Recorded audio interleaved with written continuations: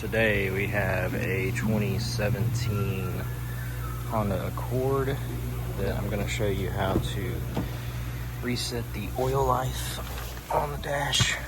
So get in. It doesn't really matter if the car is running or not. It can be running or not running. Matter of fact, I'll just start it to show you. Some people probably don't believe that, but anyway, so this is this type display with the button here. So you're literally just going to go to the, go to the button here, go till you see the oil life. You're going to press and hold for 10 seconds.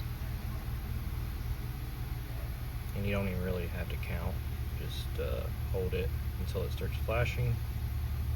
And you can release, and then you're going to press and hold again for 5 seconds.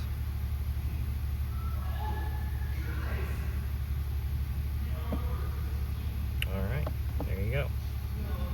Oil life is reset. I hope this video helped you guys. I hope you have an awesome day. Thank you for watching, guys.